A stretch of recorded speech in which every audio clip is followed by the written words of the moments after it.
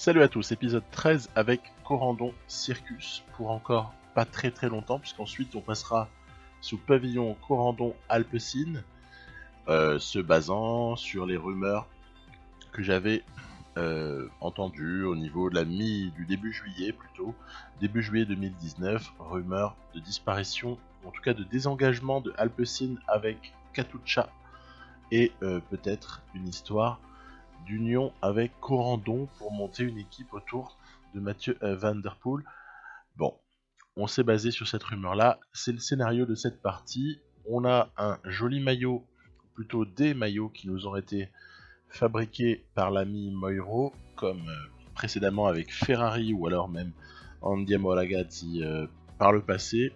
Et évidemment, on avait aussi recruté dans un esprit particulier, c'est-à-dire avec seulement 400 000 de budget, avec beaucoup d'argent à donner à Mathieu Van Der Poel, en se disant que sur les classiques, on était déjà très performant, il n'y a pas besoin d'aller chercher davantage, que sur les courses par étapes, par contre, il fallait se renforcer d'une manière ou d'une autre, et c'est ce qui a été fait avec l'arrivée de Omen et celle de Remco Evenepoel, en espérant que Remco progresse dans la bonne direction, c'est ce qu'on verra bien.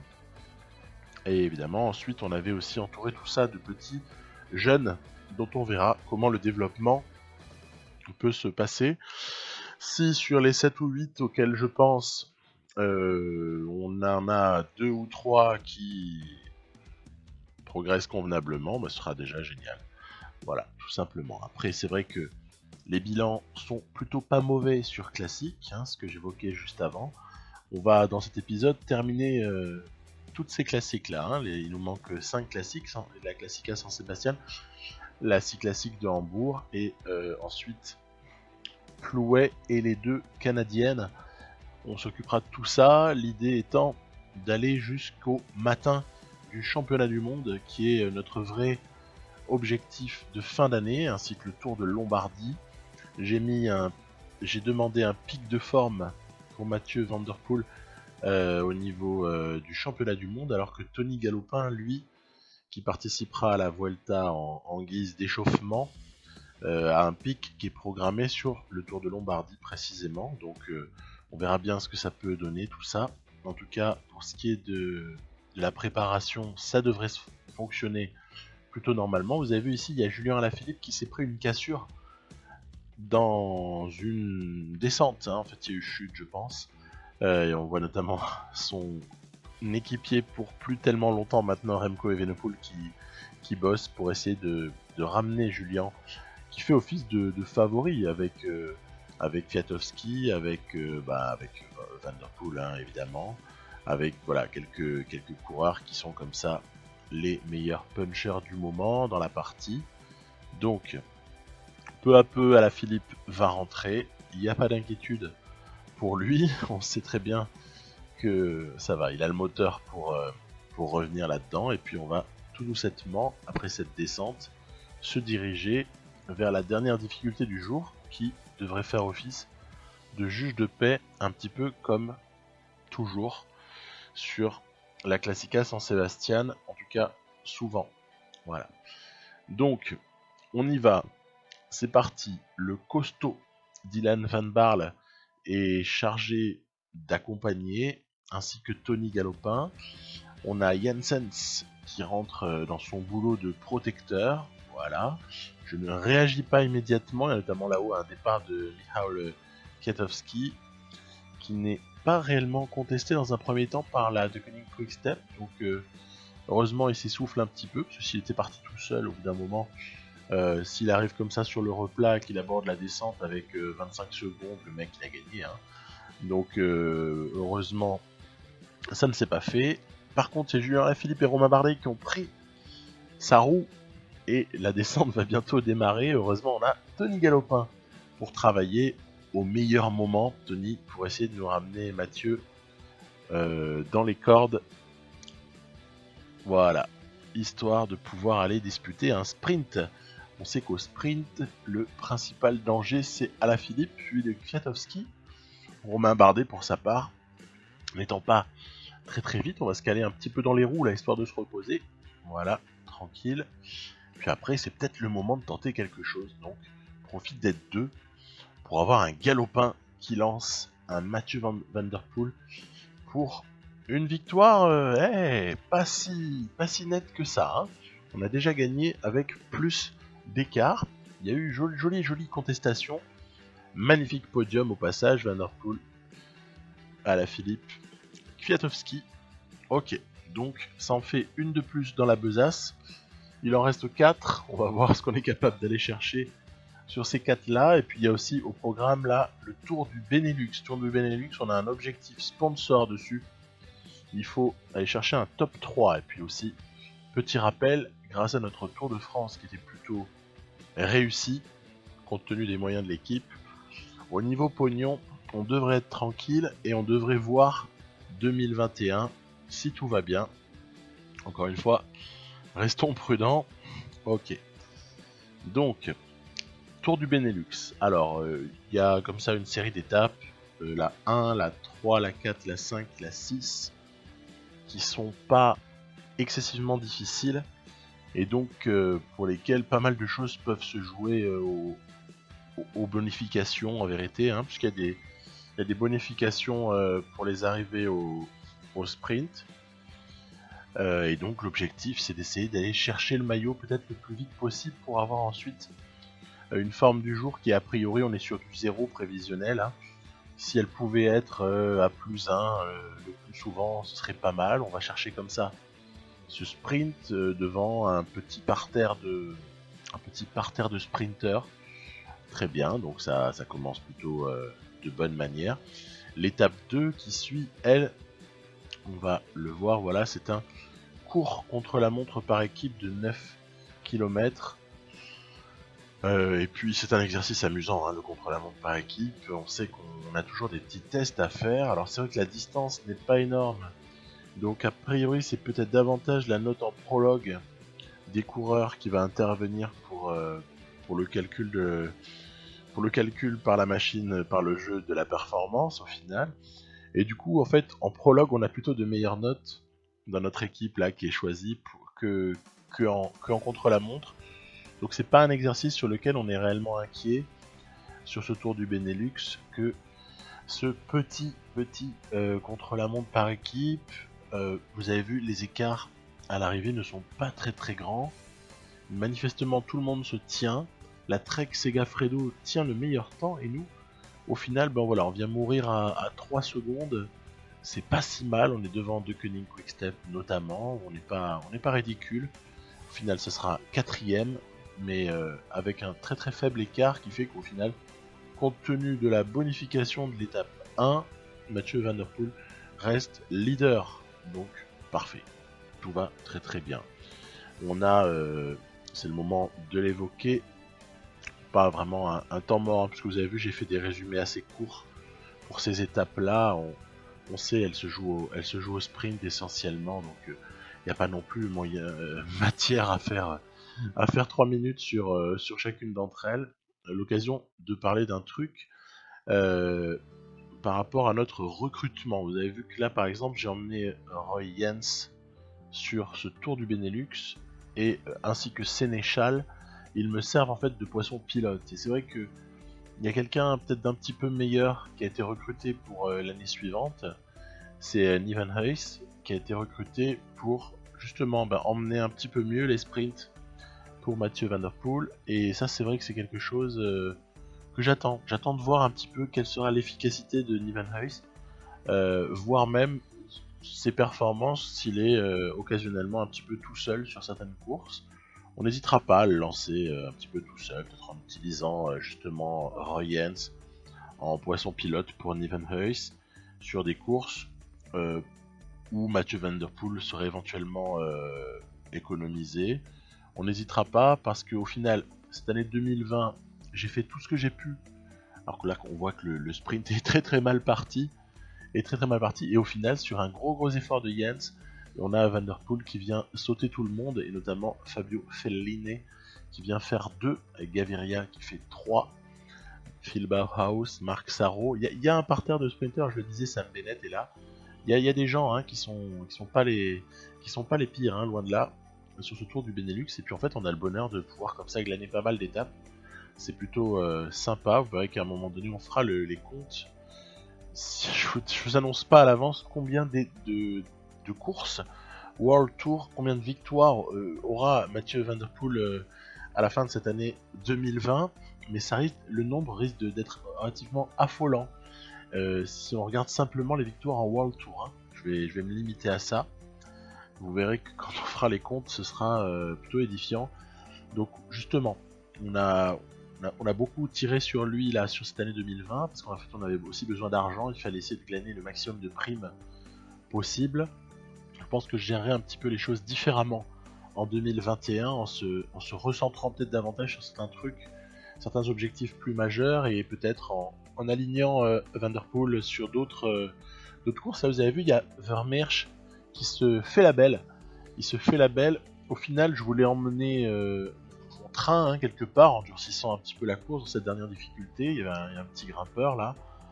Et au final, en fait, Vermeersch a été, on lui a un peu favorisé la cassure hein, quand on a vu que c'était peut-être faisable. Et cette cassure se transforme en victoire d'étape pour Vermeersch. Donc intéressant parce que c'est quelqu'un qu'on conserve. Parler du recrutement pour l'an prochain. Vermeersch, on l'a re-signé. C'est un des seuls au final qui sera dans notre équipe en 2021 alors qu'il était aussi présent en début de partie. Parce qu'au final, oui, les coureurs étant assez faibles et pour un grand nombre, voire même la totalité ayant une marge de progression très très très faible. En plus, on n'avait pas le bonheur d'avoir Tim Merlier, celui qui au final, fin juin, au début juillet plutôt, a terminé champion de Belgique. On n'avait pas le bonheur de l'avoir dans l'effectif de départ, hein, avec la DB sur laquelle j'avais démarré cette partie assez immédiatement après la sortie du jeu. Et du coup, on n'avait vraiment pas grand chose à se mettre sous la dent dans l'équipe. Hein. Si on accepte Mathieu Van Der Poel, son frère David étant là plus pour le décor, pour le côté un petit peu exotique, mais pas grand chose d'autre. Vous avez vu, je l'utilise souvent en protection sur son frère, etc. Il y a Janssens qui s'est avéré finalement un pas si mauvais coureur que ça. Roy Jens qui est au final pas si pourri non plus dans un rôle de poisson pilote. On va Wout van Aert, Greg Van Avermaet qui font le boulot, hein, attention, falloir se méfiance de fin d'étape. Et au final, bah oui, Gianni Vermeersch, mais sinon le reste est d'une pauvreté terrible. J'avais un petit Suisse là et un petit Norvégien ou Danois, je ne sais plus, Fader Haug, qui se sont avérés des bus totales. Ils sont passés de 60 en tout en 2 ans, ils sont passés de 60 à 64 de général. Enfin, en gros, strictement aucun intérêt, surtout vu l'âge. En plus, il n'y a plus de progression réelle envisagée. Donc, ouais, ben, en fait, peu à peu, on élimine quand même pas mal de coureurs, parce qu'on est quand même obligé de se renforcer pour le World Tour. Victoire, vous avez vu, juste avant, de Florian Sénéchal. Victoire assez surprenante, puisque en fait, j'étais plutôt en train d'emmener pour Mathieu Van Der Poel. Et au final, Sénéchal s'impose en costaud. Bah là aussi, petit plaisir, puisque après Vermeersch, c'est Sénéchal qui en prend une. Ça fait bien plaisir. Je rappelle qu'on est toujours en mode extrême. Il semblerait que l'IA sur ce tour du Benelux ne soit pas d'une combativité extrême, précisément. Mur de Grammont, tiens, Mur de Grammont qui revient comme ça quelques fois dans cette étape 7.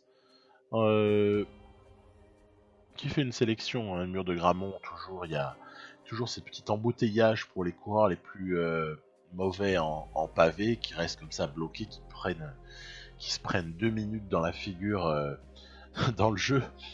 Et devant, une échappée qui pourrait s'avérer dangereuse, parce qu'au final, l'écart au classement général des meilleurs de cette échappée-là, on peut penser à Vliegen, on peut penser aussi à Stannard, etc. L'écart au classement, il n'est pas énorme. Et il est de l'ordre de 4 minutes. Alors 4 minutes, c'est, oui, énorme en un sens, mais quand on voit une échappée qui commence à prendre justement dans les 4 minutes et qui reste pas un énorme terrain pour boucher les trous, obligé de travailler. J'aurais bien aimé faire rentrer dans la danse Sénéchal et Dylan Van Baarle un petit peu plus tard, mais j'ai pas le choix en fait. il faut les lancer à ce moment-là. Et donc, même si on reprend certains des échappés, là vous voyez on en dépasse un sur le dernier grimpeur, on est quand même obligé de terminer à bloc. Terminer vraiment à bloc, faire sprinter d'assez loin. Après les sprints, toujours pareil, hein, dès qu'il y a un virage, le mec s'arrête de sprinter. Donc au final, quand il y a plusieurs virages dans le final, on peut sprinter, lancer le sprint du type de plus loin, hein, ça pose pas de soucis. Au final, Vliegen, il va garder sa victoire d'étape, magnifique, il va résister au retour comme ça d'un Mathieu Van Der Poel qui, avec cette deuxième place, entérine sa victoire finale sur ce tour du Benelux avec une flatteuse deuxième place pour Florian Sénéchal. Ok, je crois que l'objectif là encore il est atteint. Ça nous permettra de gratter encore quelques dizaines de milliers d'euros bien utiles dans l'optique, encore une fois, d'une fin de saison. Je vous assure qu'on peut encore continuer à compter notre argent un bon petit moment, parce que c'est loin d'être réglé le truc. C'est loin d'être réglé, même si les 200 et quelques mille du Tour de France nous ont fait beaucoup de bien. Allez, on continue sur les classiques. C'est maintenant du côté de Hambourg. Hambourg pour la C-Classics qui, elle, a une particularité. C'est évidemment ce Vaseberg qui est parcouru 4 fois. C'est une côte qui n'est pas bien longue, mais qui, dans Pro Cycling Manager, peut permettre de faire certaines différences. Alors que bon, on l'a vu il y a pas très longtemps, dans la réalité, les tout meilleurs sprinters, ça leur fait même pas mal. Hein, parce que c'est une côte qui est suffisamment courte pour qu'ils passent sans encombre. En plus, ils sont protégés, ils ont des équipiers. Donc, la C-Classics de Hambourg, c'est quelque chose qui termine au sprint de manière assez récurrente, voire même on pourrait se demander comment ça pourrait ne pas terminer au sprint dans la réalité. Après, dans le jeu, dans les parties qu'on a déjà disputées, pas mal de fois, on a remarqué qu'un petit groupe pouvait s'échapper au cours du dernier passage dans le Vaseberg et au final se disputer la victoire, voire même de manière surprenante. Je me souviens une fois par exemple avec Lotto Soudal avoir gagné avec Victor Campenaerts, ce qui était assez improbable. Victor Campenaerts dans un petit groupe, c'était assez stupéfiant. Et c'était arrivé. Bon, après, ici, on est parti pour quelque chose de plus classique. Vous avez vu juste devant, il y a Nils Politt, notamment Peter Sagan, qui ont réussi à prendre faire une petite différence en fait sur notre groupe. Voilà, emmené par un Janssens qui se fatigue et qui n'en peut bientôt plus, aussi Tom Skuins dans le groupe de tête. Je pense que c'est le moment d'essayer de revenir, parce que si on continue jusqu'au bout, les mecs vont se disputer la victoire et on n'aura pas notre mot à dire. Donc, effort de Sénéchal pour essayer de ramener Mathieu Van Der Poel. Évidemment, l'effort que Sénéchal vient de faire, c'est un effort qu'il ne pourra plus faire pour lancer le sprint pour le compte de Van Der Poel. Hein. Donc c'était quelque chose qui nous a finalement coûté. Est-ce que ça va nous coûter la victoire? C'est toute la question. Et à 1 km et quelques de l'arrivée, je me décide à lancer.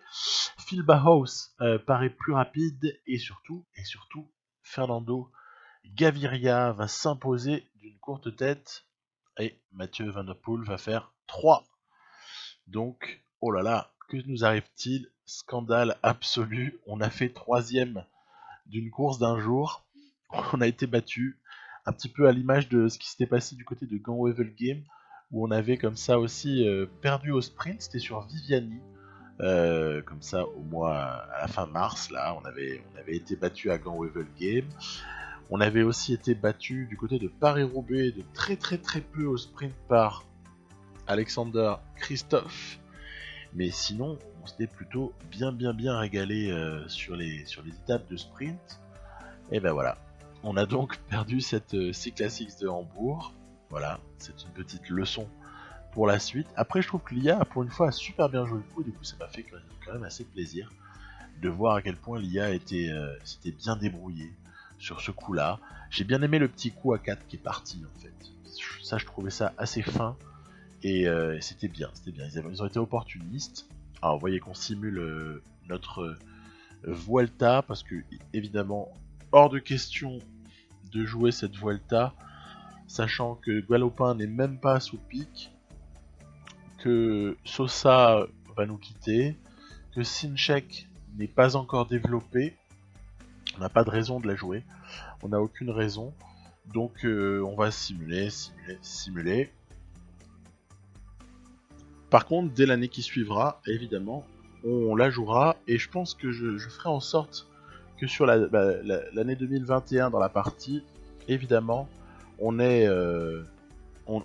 puisse jouer comme ça la Vuelta 2019, celle qui se déroule actuellement là, et qui est plutôt sympathique, avec là au moment où je parle, 5 premières étapes qui ont plutôt été, à part bon c'est sûr il y a eu 2 étapes qui sont arrivées au sprint, la 3 et la 4, mais il y a quand même toujours eu des choses intéressantes qui sont produites. Je trouve que c'est plutôt un très bon début de Vuelta, et donc hâte de la jouer avec Astana. Évidemment on la jouera avec Astana, mais je pense qu'on se la rejouera aussi une deuxième fois avec cette équipe Corendon, du coup Alpecin. Voilà, donc ce sera avec je ne sais pas qui aux commandes, mais peut-être vraisemblablement Sam Omen en leader, et à moins qu'il y ait une progression significative du jeune Sinchek, qui me fasse changer un petit peu d'idée, parce que Sinchek j'y crois beaucoup en fait, Nils Sinchek, ce jeune hollandais, voilà, cadre bien avec notre équipe. On verra bien. Et ce que je pensais faire également, c'était éventuellement d'y envoyer Mathieu Van Der Poel, puisque là, il se fait la campagne de classique. En 2020, il se fait la campagne de classique du mois d'août et du mois de septembre. On va aussi le voir juste après sur les Canadiennes. Mais j'aurais bien aimé changer un petit peu de planning l'année qui suivra pour déjà vivre un petit peu autre chose. Et puis aussi parce que je pense qu'avec son profil, Mathieu Van Der Poel, c'est quelqu'un qui peut arracher quelques résultats intéressants sur une Vuelta de ce type-là, surtout dans Pro Cycling Manager, et évidemment, et compte tenu du comportement du jeu vis-à-vis des notes du gars. On va rester calme, pas toujours. Faut pas oublier que c'est un jeu et que au final, on fait avec les notes qu'on nous donne et les algorithmes qui sont mis en place. Tout ça est fictif. Dans Plouay, justement, on arrive à tenter un petit peu notre chance sur la toute dernière difficulté. Vous aviez vu un tout bref chemin de terre, et bah oui, on a créé une petite différence. Il y a notamment Dimension Data, Mickelton Scott qui cherchent à replacer leur sprinter.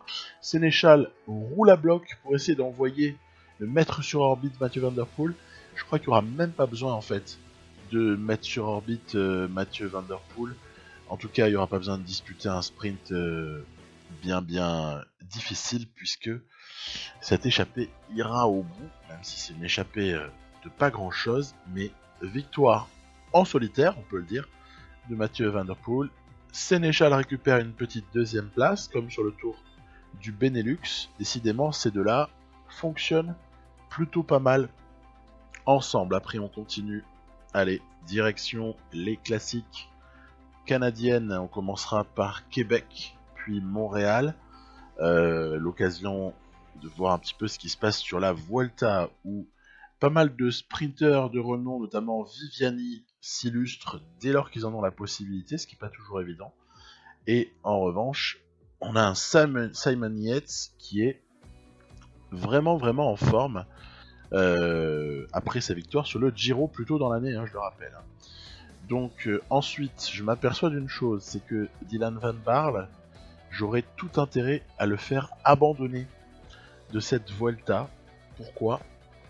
Pour la bonne et simple raison que sinon, avec des jours de course encore accumulés là maintenant, il risque de déclencher son pic beaucoup trop tôt et de perdre le bénéfice du pic de forme au moment du championnat du monde, qui est quand même mon objectif. Et il se trouve que Van Baarle, bon, j'ai sélectionné d'autres gars, il n'est pas tout seul à pouvoir aider Van Der Poel. On est sur le profil aussi de Valkenburg 2012, donc avec ce Koberg qui va normalement jouer un gros rôle, avec un petit kilomètre et demi environ ensuite de replat après le Coburg. Donc Van Baarle peut jouer un vrai rôle à ce moment-là, et je le veux en protection rapprochée de son leader habituel. Ouais, Simon Yates, il a vraiment fait un gros trou là, sur cette Vuelta. Il n'y a pas un gros suspense. Roglic est un petit peu loin, Carapace également, et Miguel Angel Lopez aussi n'a pas l'air de pouvoir quand même trop renverser la situation. Regardez, l'écart, il est monstrueux. Voilà, ça se termine, mis à part un abandon, un problème particulier. Simon Yates, il est parti pour archi-dominer cette Vuelta. Allez, au moment où, à quelques étapes de la fin, il y a la classique de Québec en même temps qui se dispute sur ce circuit toujours qu'on connaît. Je regarderai sur la WorldDB, à mon avis, il y aura moyen d'essayer de choper un autre profil. Là, j'avais sur la fin de Pro Cycling Manager 2018 réussi à récupérer des jolis profils faits par la communauté qui sont dispo sur la WorldDB 19. Pour Québec et Montréal, il y a des variants comme ça qui sont assez intéressants. Là, on est sur le variant par défaut proposé par le jeu. C'est pas un variant en fait, c'est la course habituelle. C'est la même course qu'on avait sur les versions différentes, les versions précédentes du jeu. Alors, Sénéchal est chargé d'emmener Van Baarle pour Mathieu Van Der Poel. C'est vraiment notre train, hein, c'est comme ça. Hein.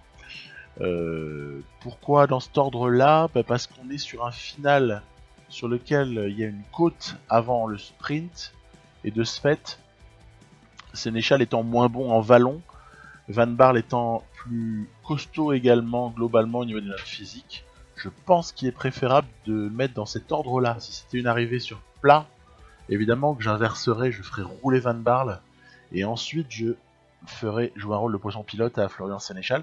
Mais en l'occurrence, là, c'est plutôt le bon ordre, là, la bonne combinaison. Allez, on va essayer d'emmener tout ça à la victoire. C'est, pour ainsi dire, chose faite. Voilà. Une petite victoire de plus sur classique World Tour pour Mathieu Van Der Poel devant, allez, une petite pensée pour Björg Lambrecht. Ok, j'ai remarqué, tiens, son propos, que t'as déjà commencé par honorer sa mémoire en prononçant correctement son nom. Sur Eurosport, par exemple, Jackie Durand dit, et je le disais moi aussi par erreur avant, Björg Lambrecht. Je crois que d'ailleurs c'est lui qui m'a influencé. C'est pas Björg Lambrecht, c'est Björg Lambrecht. Voilà. Faut savoir faire le donc petite pensée pour lui, alors que nous enchaînons évidemment en confirmant des présélections. Voilà, on est à ce stade-là, on est au 15 septembre, juste avant Montréal. Il faut que, je dirais, le contour de cette équipe des Pays-Bas continue à s'affiner. Allez, c'est chose faite. Mathieu Van Der Poel sera le leader d'une équipe de costauds. Je joue plutôt cette carte-là, je joue pas la carte essentiellement puncher, mais plutôt la carte costaud. Allez, en vérité, je pense vraiment à l'Amstel en fait. Et s'il y a bien une course, c'est quand même très proche de l'Amstel au niveau du final, hein, donc faut quand même pas se mentir, ce championnat du monde. Je rappelle donc Valkenburg 2012. En fait, il faut vraiment prendre en compte le fait que le jeu favorise énormément les coureurs qui ont ce que j'appelle des gros moteurs. Hein, c'est pas du tout pernicieux comme expression, c'est pas du tout pour me moquer ou faire des mauvaises allusions. C'est plutôt pour entendre par là grosse notes physiques, des résistances, notamment de l'endurance vraiment importantes. Voilà, c'est ça qui est en général vraiment récompensé dans le jeu, et c'est pour ça que par exemple un Terpstra fait évidemment partie de notre équipe, parce que Terpstra il a comme ça une énorme caisse, et c'est de ça qu'on va avoir besoin, me semble-t-il. Après je peux totalement me tromper, on verra bien. Quoi qu'il en soit, dans cette classique de Montréal qui est un petit peu plus délicate, je trouve, de par son tracé, un petit peu plus délicate que Québec, Québec est plus clair au final parce que si vous avez un puncher qui fait la différence dans cette difficulté finale, il n'a plus qu'à conclure ensuite. Alors que à Montréal, c'est pas pareil puisque la difficulté n'est pas placée au même endroit par rapport à la ligne d'arrivée, bien au contraire. Il y a encore pas mal de plats lorsque vous êtes passé au-delà de la dernière difficulté. Regardez, il y a un petit groupe comme ça qui va évidemment essayer de terminer, s'échapper un petit peu de la vingtaine d'autres coureurs en fait. Je vais un petit peu naviguer. Il y a la roue de Pogacar, il y a la roue de Björn Lambrecht qui sont deux bonnes roues évidemment. Il reste quand même encore un petit peu là de plat. Je me dis qu'avec toute cette barre, il y a peut-être un petit quelque chose à faire. Je tente un démarrage sur la gauche, sans attendre donc un sprint massif, ou en tout cas massif, un sprint de petits groupes éventuels.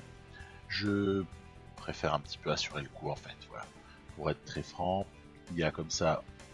En fait, il est impossible de résister à ce Mathieu Van Der Poel là en fait.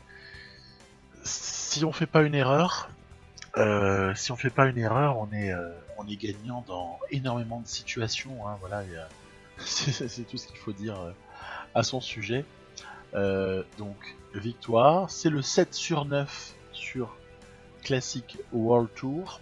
Je pense vraiment l'envoyer sur la Vuelta l'année d'après. Hein, ce sera vraiment sympa. Et aussi pour compléter par rapport à Björn Lambrecht. Je pense que je vais le conserver encore un petit peu dans cette partie parce que à titre personnel, je n'ai toujours, je sais pas si ça vous fait la même chose, mais moi je n'ai toujours pas réussi à admettre l'idée que ce jeune garçon nous ait quitté et ça me fait trop bizarre d'aller dans l'éditeur et de le virer en fait. Ça me fait vraiment trop bizarre. Il va falloir peut-être s'y résoudre un jour ou l'autre. On voit que Mathieu Van Der Poel est vraiment idéalement placé, ainsi que Dylan Van Baarle, pour avoir un pic de forme au bon moment et aux bons endroits pour le premier nommé. Et puis, on espère avoir une bonne forme du jour, mais ça c'est aléatoire encore, on peut avoir tout fait et quand même se retrouver avec une mauvaise forme. Allez, on verra ça à l'épisode suivant. Hein, parce que là, j'ai un truc à vous dire. Il s'agit d'une réponse que je fais au profit de cet épisode-là. Réponse, petit flashback par rapport à la question qui m'a été posée pas mal de fois concernant mais comment t'as fait pour ne pas subir ce que les offres sont de par le jeu, c'est-à-dire de ne pas me retrouver avec Jarbiland et Auchan, hein, voilà. Si on voit, moi, je trouve ça pathétique au bout d'un moment d'avoir des trucs aussi pourris. Et comment j'ai fait, etc. Bon, alors, honnêtement, c'est pas rigolo. C'est pas rigolo du tout. Donc je vous en voudrais absolument pas de ne pas écouter jusqu'au bout. Surtout ceux qui savent. Après, sinon, à la toute fin, j'ai une petite question. J'ai une toute petite question que je me pose. Et je suis sûr qu'il y a au moins quelqu'un parmi ceux qui verront cette vidéo qui aura une idée. Parce que c'est souvent comme ça, à plusieurs, on est plus malin. Donc, voilà, je vous ai écrit. Je trouve que c'est mieux que dire les choses. Pour ne pas non plus que ça dure des plombes, j'ai compacté, en essayant de faire pas mal de montage. J'ai réduit 54 minutes de vidéo en 6 minutes et quelques. Donc forcément, à des endroits, j'ai accéléré. Mais je pense que la trame, elle est facilement compréhensible. Le nom des dossiers, il est facilement identifiable. Il s'agit d'aller, en quelque sorte, renommer des fichiers, parfois aller coller des bons fichiers au bon endroit, après avoir au préalable repéré, grâce à FastPCM Editor, les numéros qui correspondent à ces fameux Jarbiland et Auchan qui nous ont fait des offres pour ensuite aller... Vous voyez, par exemple, là, je suis en train de virer Jarbiland et de renuméroter comme il se doit tout le petit package que je m'étais procuré grâce à l'ami Moiro, hein, toujours ce gentil Moiro qui m'avait fait les maillots Andiamo Ragazzi, qui m'avait fait les maillots Ferrari, et qui a eu la gentillesse de me faire très rapidement, lorsque je lui ai demandé des maillots Corendon Alpecin. Si je ne sais même pas si Moiro les a mis en fait sur son showroom du groupe Eto. Je peux pas vous le dire parce que je suis pas allé souvent sur le groupe Eto ces derniers temps, j'avais pas vraiment le temps. Mais si tant est qu'il l'a fait, eh bien tant mieux. Ça peut donc se télécharger. Et si tant est qu'il ne l'a pas fait, eh bien on pourrait éventuellement lui demander de les partager s'il est d'accord, mais je vois pas comment il pourrait ne pas être d'accord. On arrive au moment qui est chiant. Ah non, c'est pas tout de suite, on va y arriver après. Là ça va parce que c'est renommé les sponsors. Il faut s'accorder sur un territoire. Oui, c'est quand même un premier moment pénible. En fait, moi c'est mon énorme problème. Sinon toute la manip, là je la maîtrise. Mais il y a une seule chose que je ne maîtrise pas, c'est, je vous l'expliquais, c'est les territoires.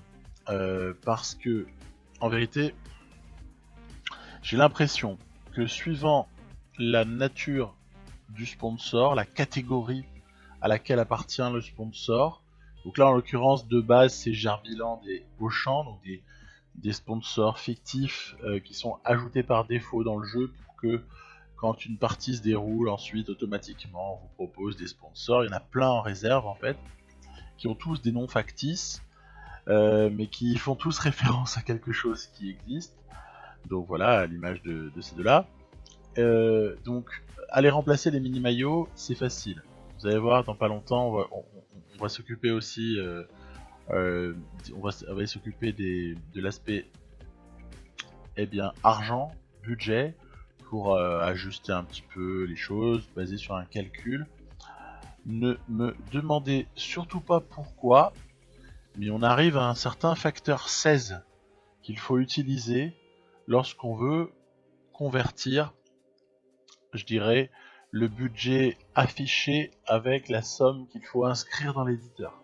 Par exemple, voilà, 237 000 par mois, ça fait 4 368 000. Et donc, c'est comme ça qu'il faut en fait se calculer. Il y a un facteur 16, c'est comme ça. Donc, si vous voulez par exemple 400 000 euros, il faut faire x16 et il faut inscrire 6 400 000. Voilà. Et au passage, petit détail que j'ai peut-être pas encore expliqué, comment j'ai calculé mon budget pour Corendon Alpecin. Bah, très simplement, je me suis dit Corendon Circus, donc alliance de deux entités, me proposait 273 000. Je vais prendre la moitié de 273 000. Je crois que j'ai arrondi au millier. Je vais prendre la moitié de ça, considérant que je mérite d'avoir la moitié de ce budget alloué, de par les performances de l'équipe. Je vais y ajouter la moitié de Katusha Alpecin, mais la moitié basse. C'est-à-dire que je suppose donc qu'en fait le sponsor Alpecin n'a pas encore bénéficié de nos bons résultats. Donc je ne vois absolument pas pourquoi il nous offrirait quelque chose de grandiose. Donc en fait, je me pénalise en fait, volontairement. Hein. Vous avez compris, c'est pour essayer de ne pas arriver avec un budget pété. Après, est-ce que ça empêche qu'on ait un meilleur budget l'année d'après? Non. Parce que là, ça dépendra à ce moment-là des résultats qu'on aura eu. Mais je voulais pas arriver comme ça, cash, avec un budget totalement pété. Je trouve que construire avec 400 000, sachant qu'il y a un coureur qui prend son 170 à lui tout seul, je trouve que c'est un joli défi en fait. Voilà. Et je trouve que déjà qu'on a beaucoup de chance d'avoir ce coureur incroyable, mutanesque, qui gagne à peu près quand il veut, si en plus on suit une équipe pétée, je pense qu'il vaut mieux arrêter la partie. C'est pour ça aussi que c'est bien d'avoir une équipe relativement faible autour de ce fameux Mathieu Van Der Poel. Bon, donc j'ai un souci avec les territoires. S'il y a des gens qui ont des solutions à me proposer, ne vous gênez absolument pas, ce sera les bienvenus. Et j'aurai beaucoup de plaisir à les tester pour voir si tout ça fonctionne. Je vous dis à très bientôt. On se retrouvera donc évidemment à l'épisode 14 avec, pour démarrer, le championnat du monde 2020. À plus. Bye bye.